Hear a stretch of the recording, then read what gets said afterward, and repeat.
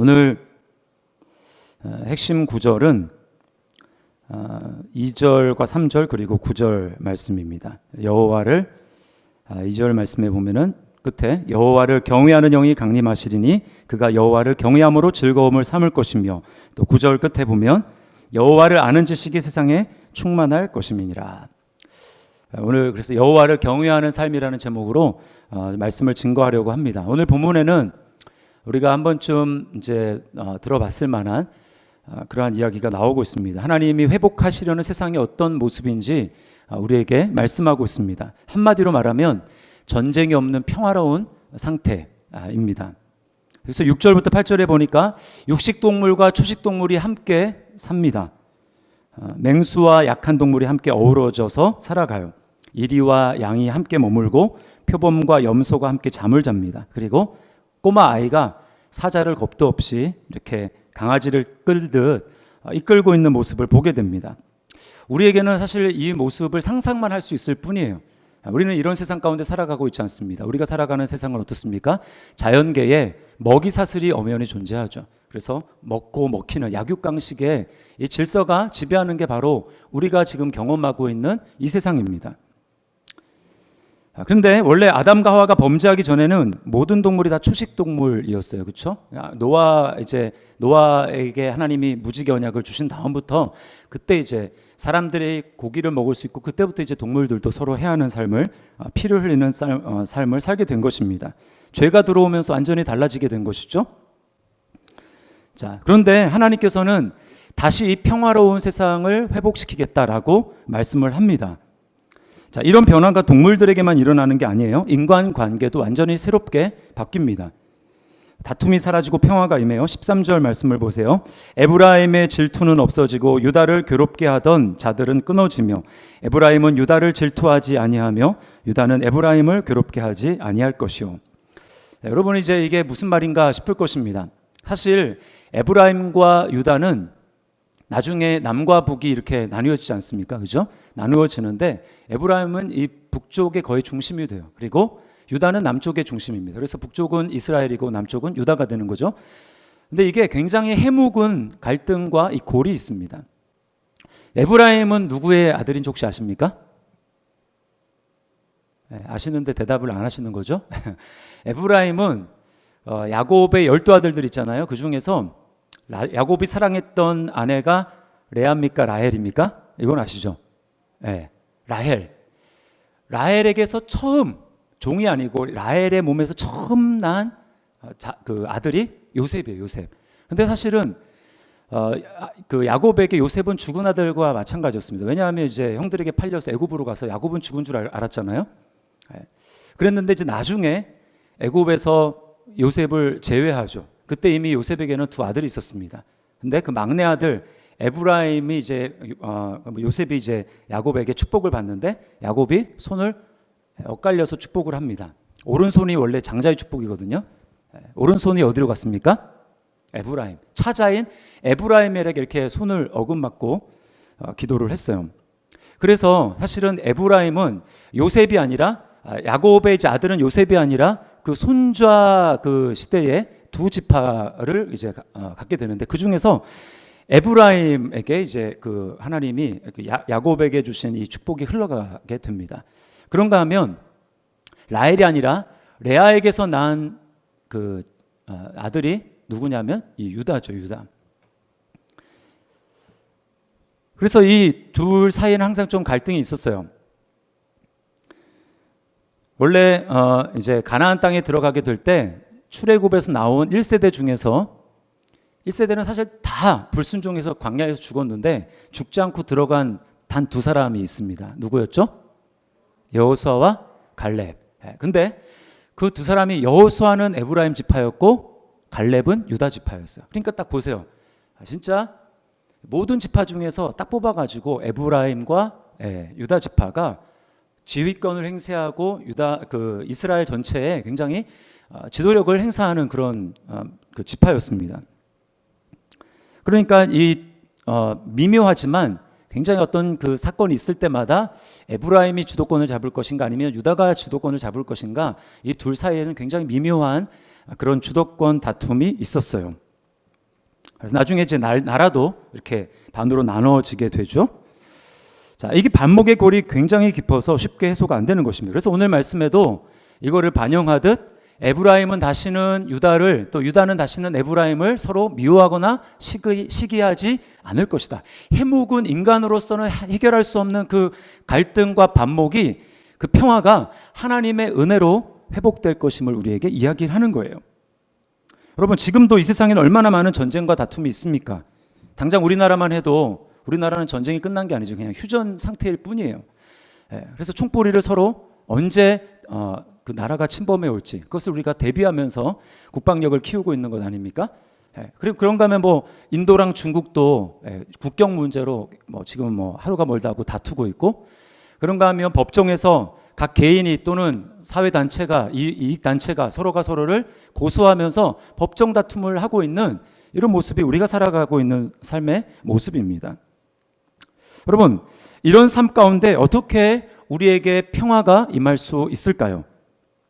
어떻게 하면 긴장이 사라지고 불화가 사라지는 삶이 올 수 있을까요? 오늘 본문에서는 그 해답을 딱 한 가지로 이야기를 합니다. 그것은 바로 하나님을 경외하는 거예요. 하나님을 경외하는 것. 여기에서 모든 문제가 해결이 된다고 이야기를 합니다. 자, 9절 말씀을 보세요. 내 거룩한 산 모든 곳에서 해됨도 없고 상함도 없을 것이니 이는 물이 바다를 덮은 같이 여호와를 아는 지식이 세상에 충만할 것입니다. 자, 하나님을 경외한다고 해놓고 제가 왜 여호와를 아는 지식에 대해서 말씀을 하는가? 이 두 가지가 매우 밀접하게 연관이 되어 있기 때문입니다. 자, 해함과 상함이 없는 새로운 세상이 도래하는 때는 다른 때가 아니라 하나님을 아는 지식이 충만하게 될 때 비로소 그런 세상이 온다라는 거예요. 여기서 하나님을 아는 지식이라는 것은 단지 머릿속으로 아는 그 지식이 많아지는 것을 의미하지 않습니다. 그런 식으로 따진다면 이스라엘의 역사 가운데 하나님을 알지 못했던 때는 한 번도 없어요. 하나님에 대한 지식이 다 충만하게 있었습니다. 그러나 그들은 여전히 우상 숭배를 했죠. 그래서 호세아 선지자가 뭐라고 합니까? 하나님에 대한 지식이 있는 것 같지만 없는 그들에게 이 백성이 여호와를 아는 지식이 없으므로 망하는도다. 하나님에 대한 객관적인 지식이 있는 듯 했지만 그들은 정말 하나님을 아는 것이 아니었습니다. 하나님을 경외하지 않았다라는 거예요. 반대로 얘기하면 하나님을 경외하지 않는 것은 하나님을 아는 것이 아니라는 것입니다. 정말 내가 하나님을 안다면 하나님을 경외하는 거예요. 그래서 우리가 지혜를 얻고자 할 때 읽는 많은 책 중에 하나가 잠언이잖아요. 그 잠언의 맨 서두 1장에 뭐라고 합니까? 여호와를 경외하는 것이 지식의 근본이다. 그러니까 하나님을 경외하는 것과 진짜 하나님을 아는 것이 연결이 되어 있는 거예요. 즉 하나님을 경외하지 않으면 그것은 하나님을 아는 것이 아니다. 반대로 하나님을 정말 아는 사람이라면 그 사람은 하나님을 경외하는 사람이다 라고 하는 것입니다.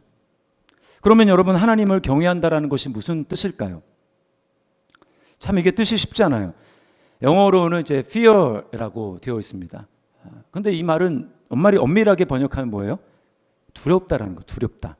하나님을 두렵다, 두려워한다. 우리는 하나님을 참 쉽게 여기는 경향이 있습니다.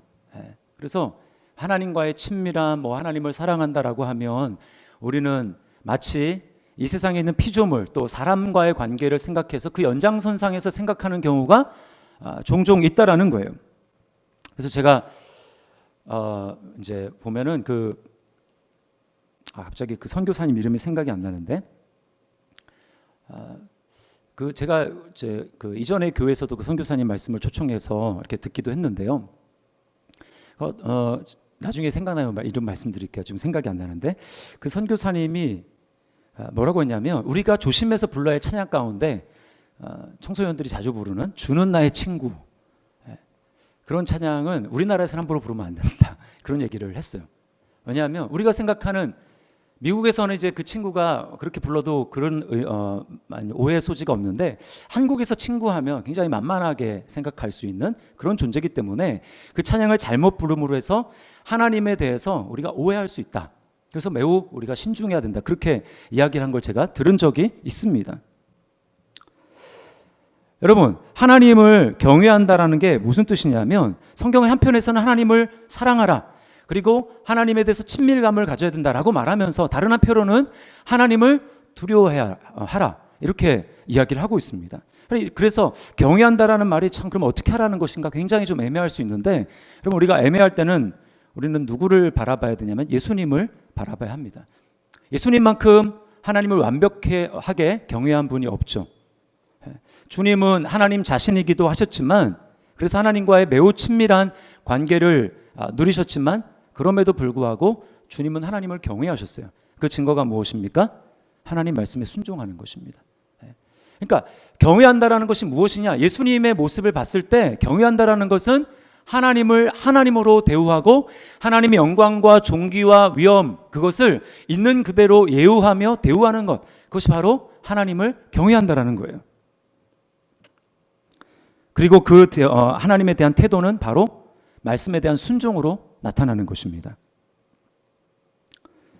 예수님은 하나님이셨지만 그럼에도 불구하고 하나님을 경외하셨기 때문에, 그래서 말씀에 순종하셨어요. 하나님을 쉽게 여기지 않으셨습니다. 말씀에 100% 순종하셨어요. 거기에는 아니오가 없었습니다.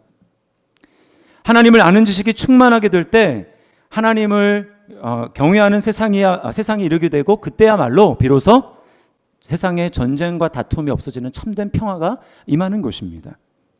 자, 그러나 여러분, 세상은 정반대로 가고 있어요. 하나님을 하나님으로 대우하기는커녕 하나님을 무시하고, 더 나아가서는 모든 영역에서 하나님의 흔적을 지우려고 합니다. 하나님을 무시한다라는 것은 다른 게 아니에요. 하나님의 말씀, 우리는 하나님 말씀을 성경이라고, 물론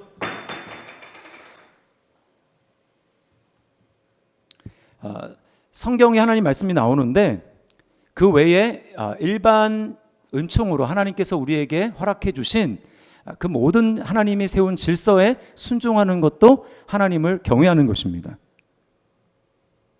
그러나 지금 세상은 하나님이 만든 질서를 무시하고 있어요.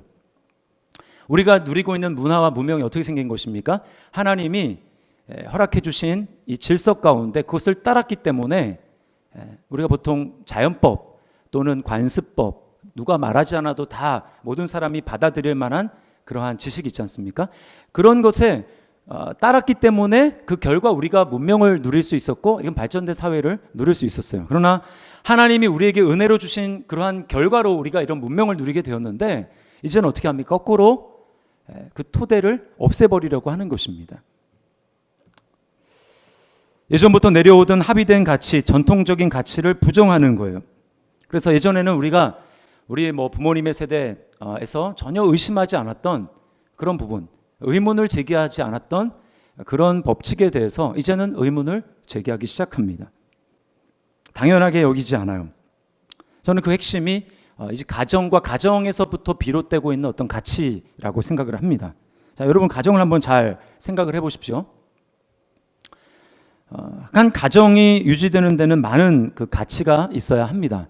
그렇죠? 거기에 뭐가 있어야 됩니까? 부부간의 사랑이 있습니다. 그렇죠? 그리고 부부간의 사랑이 있으면 거기에 정상적인 경우라면 이제 자녀가 있게 되죠. 그렇죠? 그리고 자녀에 대해서 출산을 하고 그 다음에 양육을 합니다. 그리고 거기에 대해서 부모로서의 권위를 가지고 있어요. 그리고 자녀에 대한 아버지의 사랑, 부성애, 또는 어머니가 자녀를 사랑하는 모성애, 이게 기본으로 깔려져 있는 것입니다. 그리고 그 안에는 자녀들끼리 형제 간의 우애가 있습니다. 가족 구성원들 간의 사랑과 섬김, 희생, 이것이 바탕이 되어서 그 가정이 건강하게 세워지는 것입니다. 자, 그리고 정상적으로 그런 가정이 점점 확장이 됩니다. 성장한 자녀들이 또 가정을 이루게 되죠. 그럼 어떻게 됩니까? 거기서 또 자녀가 출생합니다.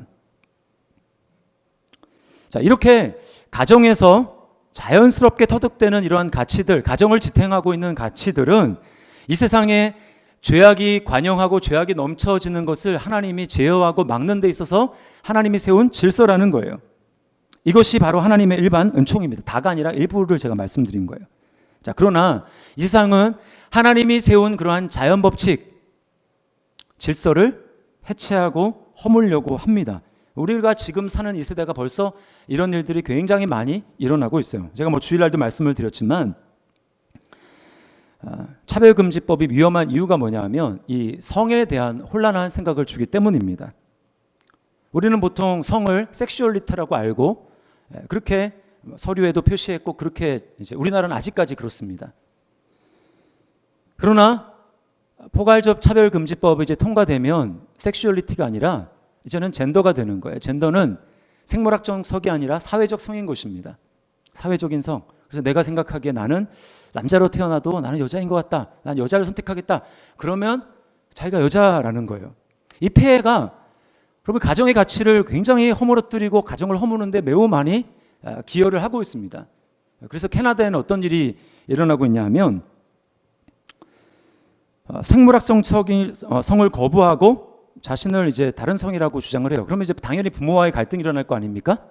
그러면 부모가 자기가 생각하는 그 젠더, 내가 생각하는 그 젠더와 다르게 나를 생물학적으로만 양육하려고 뭔가 좀 밀어붙이고 좀 그렇게 한다. 그러면 부모를 고소할 수 있어요. 법이 그렇게 적용됐기 때문에 부모를 고소합니다. 그럼 어떻게 됩니까? 부모가 양육권을 박탈당하는 거예요. 자녀에게 손을 쓸 수가 없습니다. 여러분, 이게 얼마나 가정의 가치를 허무는 악법입니까?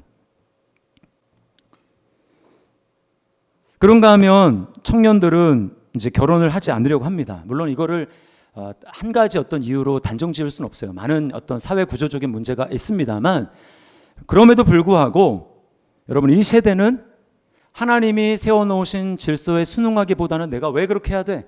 나는 그렇게 하기 싫어. 나의 자유를 더 중요하게 생각하는 것입니다.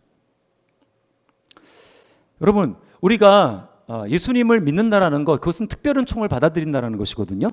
특별은총은 하나님이 우리에게 주신 그 은혜의 방향이 잘못되었기 때문에 세상의 방향이 잘못되었기 때문에 예수님을 믿음으로 말미암아 이것은 그냥 우리 영혼이 지옥 가지 않고 천국 간다 이것에 끝나는 것이 아니라 이 세상의 문화가 하나님을 대적하고 반역하는 것에서 이제는 내가 예수님을 믿었기 때문에 나의 개인뿐만 아니라 관계뿐만 아니라 어그러졌던 세상의 모든 질서가 이제는 하나님께 순종하고 하나님을 영광 올려드리는 그런 방식으로 바뀌어지는 것을 말하는 거예요. 그러므로 여러분 내가 예수님을 믿었다라는 것은 단순히 삶의 어떤 구석에서 일어나는 변화가 아닙니다.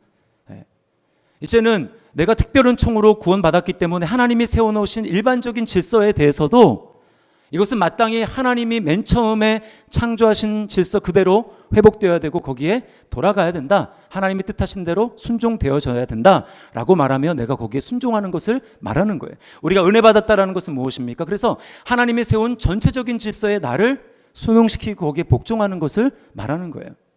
절대로 내가 예수님을 믿어서 예수님이 나의 주인 되었다라는 것은 나는 이것은 마음에 들지만 이것까지 나에게 요구하는 것은 몰랐습니다. 그래서 이것은 버리는 것 그것이 아닙니다. 예수님을 믿고 예수님이 나의 주인이 되었다라는 것은 우리에게 취사 선택할 여지가 없다라는 거예요. 가정에 대해서 결혼에 대해서 자녀 양육에 대해서 모든 영역에 대해서 마찬가지입니다. 결혼을 해도 아이를 안 낳으려고 해요.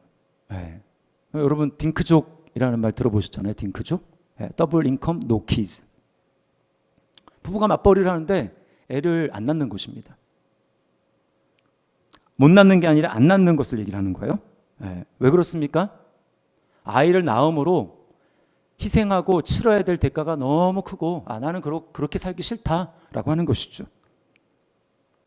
입덧에 몸에 변화가 오고 출산 때 고통이 있고 낳은 후에도 엄청난 수고와 양육 또 비용 그리고 내가 일하던 곳에서 경력이 단절돼서 더 이상 사회적으로 활동을 하지 못하는 그런 위험을 내가 왜 못하러 감수하느냐라고 그렇게 이야기하는 것입니다. 그러나 여러분 우리는 알지 않습니까? 하나님이 허락하신 것에 순종하고 거기에 마땅한 희생과 헌신을 했을 때 거기에 들어가는 것보다 하나님이 우리로 하여금 주시는 은혜와 축복과 감사와 기쁨이 얼마나 더 크다라는 것을 우리는 알아요.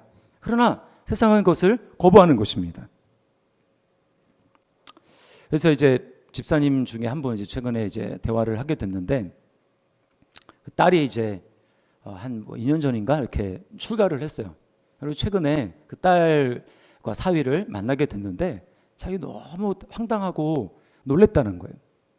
그 이유가 뭐냐면 자기가 알던 딸이 아니라는 거예요.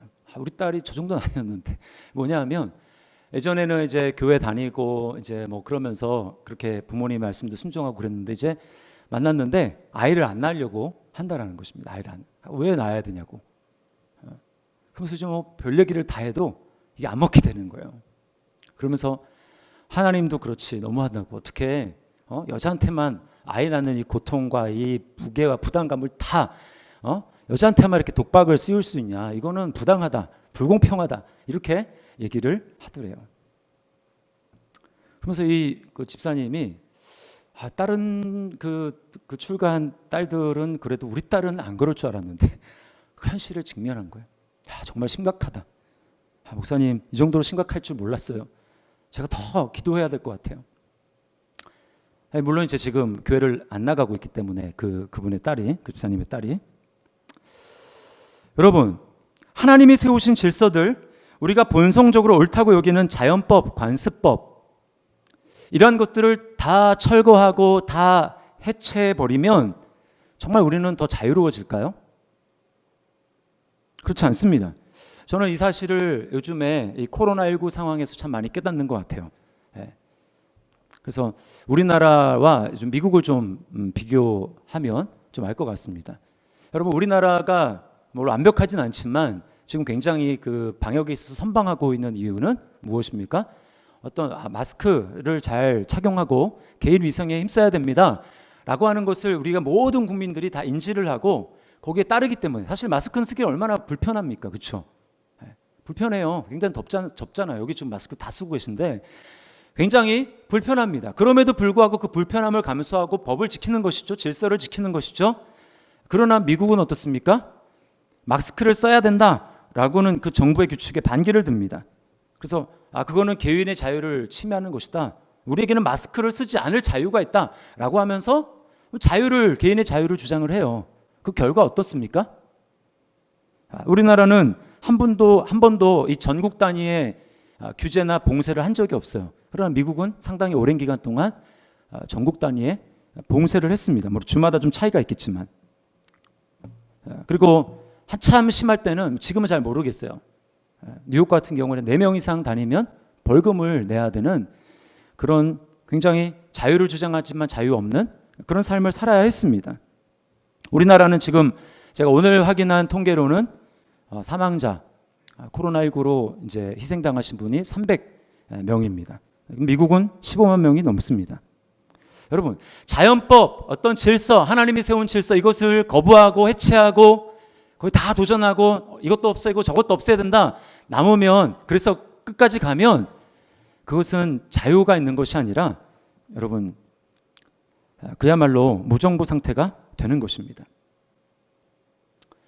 미국이 이제 아메리카가 되기 전에 서부 활극 시대가 있었잖아요.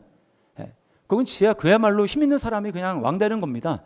정부가 없으니 무정부 상태에서는 정말 만인에 대한 만인의 투쟁, 그게 그냥 문자 그대로 현실화되는 거예요. 총 잘 쏘고 좀 힘 있는 사람이 모든 사람을 지배하는 그런 자유를 주장하지만 자유가 전혀 없는 그런 상태가 되는 것입니다. 황성준이라는 분이 있습니다. 이분이 이제 서울대에서 학부부터 해서 박사과정까지 했는데 박사 학위는 논문은 이제 나중에 찢어버렸어요. 제가 왜 그런지 말씀을 드릴게요. 이분이 원래 골수 좌익 그 운동권이었습니다. 근데 소련에 이제 유학을 하러 갔다가 박사학위 중이었는데, 그래서 논문을 쓰고 준비하고 있었는데 소련이 이제 붕괴된 거예요. 공산주의가 해체됐습니다. 완전히 이제 충격이 온 거예요. 이분이 그래서 이제 도저히 정신적인 충격에 이거는 아니다 싶어가지고 이제 결국은 박사학위 그 초고를 찢어서 불태워 버렸는데, 그리고는 이분이 체첸이나 아프가니스탄과 같은 이런 전쟁 지역의 종군 특판으로 활동하면서 치열하게 공부를 했습니다. 치열하게 공부하고 치열하게 고민했어요. 그리고는 결국 자유민주주의 가치를 옹호하는 보수주의자로 전향을 하게 됩니다. 이분이 이제 여러 권의 책을 냈는데 보수주의로의 여행, 그 책에 보면 이분이 현대성을 대표하는 정치 사상이 3가지라고 이야기를 했어요. 현대성을 대표하는 정치 사상 3가지. 여기서 현대성이란 건 뭐냐? 하나님을 제거하는 것입니다. 하나님을 몰아내는 그런 대표적인 정치 사상 세 가지인데 뭐냐? 나치즘과 공산주의 그리고 현대 자유주의라고 그렇게 이야기를 합니다. 나치즘과 공산주의는 우리가 잘 알듯이 전체주의죠. 개인적인 자유가 아니라 전체주의입니다. 여기에 대해서 이렇게 이야기했어요. 나치즘과 공산주의에 대해서 하나님과 도덕으로부터 독립한 강한 개인을 추구했으나 정작 만들어진 것은 소외감과 고독에 몸부림치는 대중이었다. 이러한 대중을 정치적으로 조직한 것이 나치즘과 볼셰비즘이다. 공산주의다. 이렇게 이야기를 한 것입니다. 여러분, 우리는 이미 역사를 통해 가지고 이 두 가지 사상이 어떻게 됐는지 우리 너무나 잘 알고 있어요. 도덕이 완전히 붕괴된 그러한 역사를 가지고 왔습니다. 자, 그런가 하면 현대 자유주의는 어떻습니까? 지금 우리는 뭐 나치즘도 아니고 공산주의도 아니고 지금 현대 자유주의에 영향을 받고 살아가고 있어요. 현대 자유주의는 어떻습니까? 여기 핵심은 상대주의예요. 상대주의. 상대주의라는 건 무엇입니까? 절대적인 가치도 없다. 절대적인 진리도 없다. 너가 옳으면 나도 옳다라고 하는 것입니다. 무엇이 옳고 그른지에 대한 판단할 기준이 없어요. 그러다 보니까 이 세상에 살아가는 의미가 무엇인가 거기에 대해서 궁극적으로 바른 답을 의미를 제시할 수 있는 것이 아무것도 남지 않게 되는 것입니다. 여러분 잘 보십시오.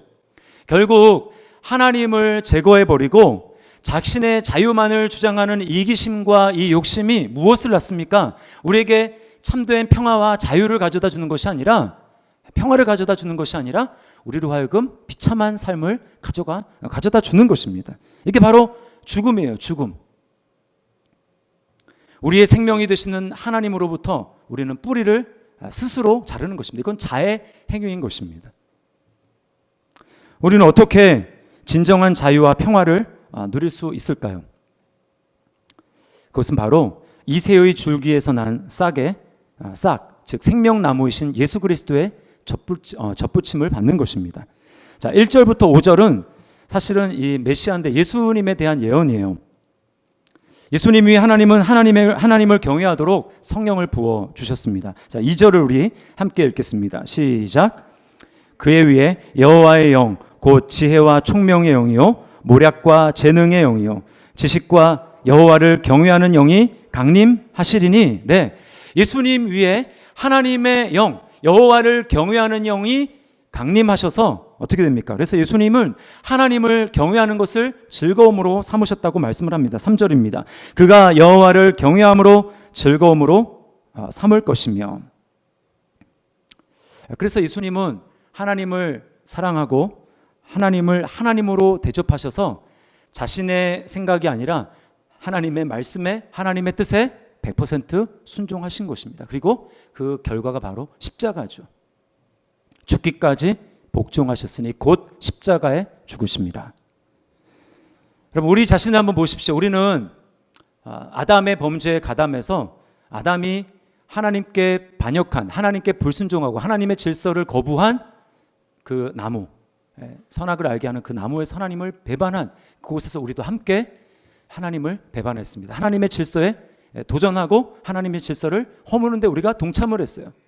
그러나 둘째 아담이신 예수 그리스도께서 이 땅 가운데 오시고 하나님이 예수 그리스도에게 하나님을 경외하는 영을 충만하게 부어주셔서 주님께서는 어떻게 하십니까? 주님께서는 우리가 하나님께 반역하고 하나님의 질서에 도전한 그 나무가 아니라 자신을 완전히 하나님께 복종시키는 십자가 나무 위에서 우리를 위해서 제물이 되어주심으로 우리를 영원한 하나님과 반목하는 그 죽음에서 우리를 건져주셔서 우리로 하여금 생명을 얻는 존재로 만들어 주신 것입니다. 그리고 우리에게도 성령을 부어주셨어요. 그러므로 여러분, 제가 서두에도 말씀을 드렸지만 우리 또한 성령을 받은 자로서 하나님을 경외하는 영을 받은 자로서 예수님과 같이 하나님을 경외하는 삶을 살아가야 하는 것입니다. 구체적으로 두 가지를 짧게 말씀을 드릴게요. 하나님의 말씀에 절대적으로 순종해야 합니다. 여러분, 말씀에 순종한다라는 것은 그냥 순종하는 것이 아니라 나를 부인하는 것입니다. 나를 쳐서 복종하는 거예요. 우리는 기억해야 돼요. 매일매일 우리 안에는 아담 안에 아직 죄가 완전히 그쳐지지 않는 상황 가운데 살아가고 있기 때문에 하나님을 반역하는 그런 암세포가 우리 속에서 자라나고 있다는 걸 알아야 합니다. 그럼 그것을 어떻게 이길 수 있습니까? 말씀 앞에 말씀이 암세포를 공격하는 그 죽이는 역할을 하도록 말씀에 우리가 철저하게 복종하는 것입니다.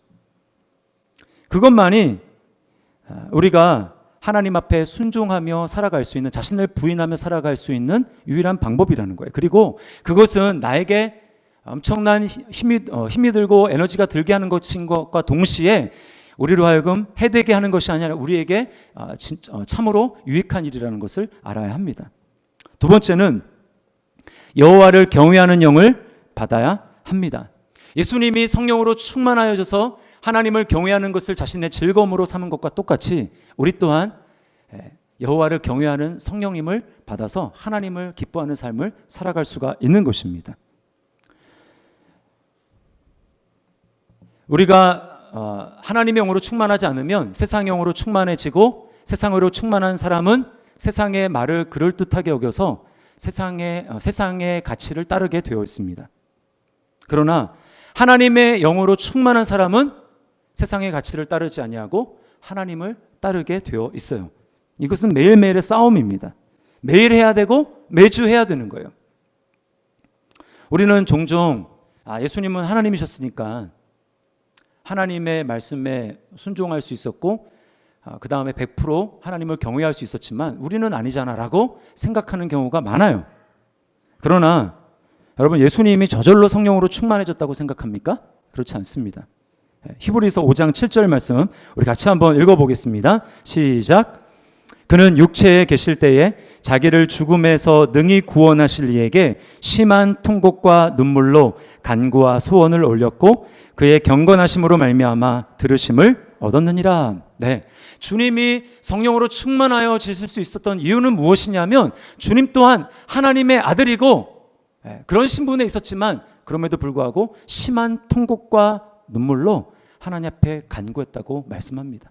성령으로 충만하기 위해서. 예수님이 그렇게 하셨다면 여러분, 저와 여러분들은 할 말이 없는 거죠.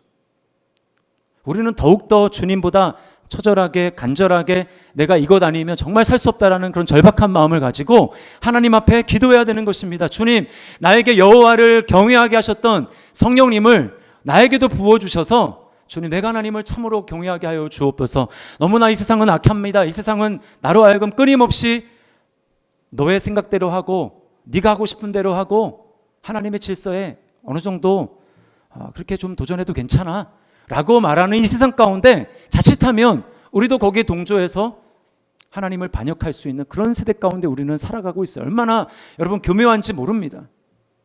어떻게 우리가 그걸 분별할 수 있어요? 날마다 우리가 말씀과 그리고 성령으로 충만해져서 하나님의 지극히 선한 것을 작은 것까지라도 분별할 수 있는 그런 사람이 되어야 하는 것입니다. 다음 주부터 이제 6주간 무릎으로 사는 그리스도인이라는 주제를 가지고 우리가 기도에 대해서 말씀을 듣고 기도하는 시간을 가질 거예요. 주일날 광고를 들으신 분은 아시겠지만, 그래서 여러분 가운데 이번 기회에 주님, 내가 기도하면서 하나님의 영으로 충만하여지고 성령으로 충만하여지기를 원합니다. 여러분이 책도 좀 읽으시면서 사모하는 마음으로 하나님 앞에 좀 자신을 내어드렸으면 좋겠어요. 그렇게 하실 때 하나님께서 반드시 예수님 위에 여호와를 경외하게 하시는 그 성령으로 충만하게 하셔서 하나님을 경외하는 것을 정말 억지로가 아니라 억지로 한숨 쉬면서 쫓아가는 것이 아니라 즐거움으로 삼게 하셨듯이 저와 여러분의 삶을 하나님께서 그렇게 기쁨으로 하나님을 따라가며 하나님을 경외하게 하도록 만들어 주실 줄 믿습니다. 그리고 그렇게 살아가게 될 때 우리 삶 가운데는 전쟁과 다툼이 아니라 하나님의 참된 평화, 물론 이것은 예수님이 재림할 때 완전히 이루어지는 일이지만 우리 삶 가운데는 평화를 경험하게 되는 일들이 점점 더 많아지고 확장되어지게 될 줄 믿습니다. 이런 은혜가 저와 여러분의 삶 가운데 충만할 수 있기를 주님의 이름으로 축원합니다. 우리 말씀을 기억하면서 우리 시간 찬양했으면 좋겠습니다.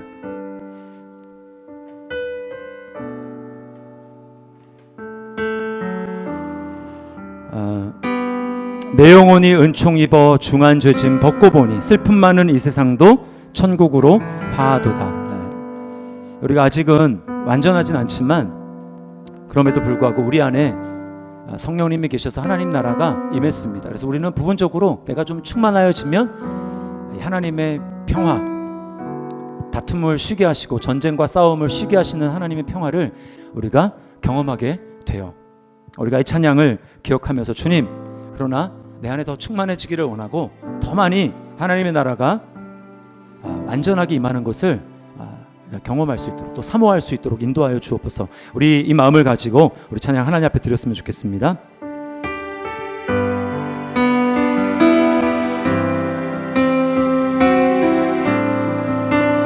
내 영혼이 은총 입어, 내 영혼이 은총 입어 중한 죄짐 벗고 보니 슬픔 많은 이 세상도 천국으로 할렐루야 찬양하세, 할렐루야 찬양하세. 내 모든 죄 사함받고 주 예수와 동행하니 그 어디나. 우리 1절 다시 합니다. 내 영혼이 은총 입어, 내 영혼이 은총 입어 중한 죄짐 벗고 보니 슬픔 많은 이 세상도 천국으로 화하도다. 할렐루야 할렐루야 찬양하세. 내 모든 죄 사함받고 주 예수와 동행하니 그 어디나. 하늘 주의 얼굴 뵙기 전에, 주의 얼굴 뵙기 전에 멀리 뵈던 하늘나라 내 맘속에 이루어지니 날로 날로 가깝도다. 아멘. 할렐루야 찬양하세. 내 모든 죄 사함받고 주 예수와 동행하니 그 어디나. 하늘 높은 산이 거친들이, 높은 산이 거친들이 조막이나 궁궐이나 내 주 예수 오신 곳이 그 어디나. 하늘나라 할렐루야 찬양하세. 내 모든 죄 사함받고 주 예수와 동행하니 그 어디나. 우리 3절 다시 합니다. 높은 산이 거친들이 조막이나 궁궐. 우리 삶 가운데 싸움과 다툼을 쉬게 하신 주님 찬양합니다. 오신 곳이 그 어디나. 하늘나라 할렐루야 할렐루야 찬양하세. 내 모든 죄 사함받고 주 예수와 동행하니 그 어디나. 할렐루야 찬양하세. 할렐루야 우리의 모든 죄를 정결하게 씻어주셨습니다. 죄 사함받고 주 예수와 동행하니 그 다시 한번 예수 그리스도 안에 우리를 접붙여 주신 주님 찬양하며 할렐루야 할렐루야 찬양하세. 내 모든 죄 사함받고 주 예수와 동행하니 그 어디나. 하늘나라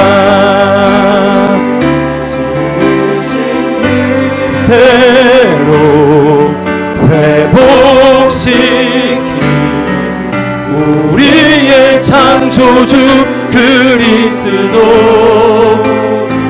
십자가의 길로 아버지 뜻 이루셨네. 그가 이 땅에 오신 이유 이제 우리에게 맡겨진 이제 우리에게 맡겨진 그 소망 그 사랑 그 생명 아름답고 눈부신 십자가의 길 우리가 땅에 살아가. 다시 한번 우리 지으신 그대로 회복시키신 주님 찬양합니다. 지으신 그대로 회복시킨 우리의 창조주 그리스도 십자가의 길로 아버지 뜻 이루셨네. 그가 이 땅에 오신 우리도 말씀대로 순종하며 살아가기 원합니다. 우리에게 맡겨진 그 소망 그 사랑 그 생명 아름답고 눈부신 십자가의 길 우리가 이 땅에 살아가. 우리 처음부터 고백하며 부르겠습니다. 이 세상 가장 아름다운 순종의 눈물 온 세상 다시 빛나게 한 생명의 눈물 그가 이 땅에 오신 이유 그가 이 땅에 오신 이유 죽어야 살게 되고 져야만 승리하는 놀랍고 영원한 신비 지으신 그대로 회복시킨 우리의 창조주 그리스도 십자가의 길로 아버지 뜻 이루셨네. 그가 이 땅에 오신 이유 이제 우리에게 맡겨진 그 소망 그 사랑 그 생명 아름답고 눈부신 십자가의 길 우리가 있다. 우리 순종의 삶을 결단하며 다시 한번 지으신 그대로 회복시킨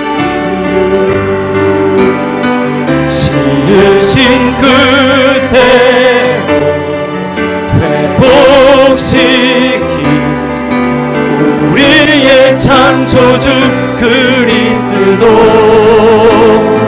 십자가의 길로 아버지 뜻 이루셨네. 그가 이 땅에 오신 우리도 주님의 길 따라가기 원합니다. 이제 우리에게 맡겨진 그 소망 그 사랑 그 생명 아름답고 눈부신 십자가의 길 우리가 이 땅에 살아가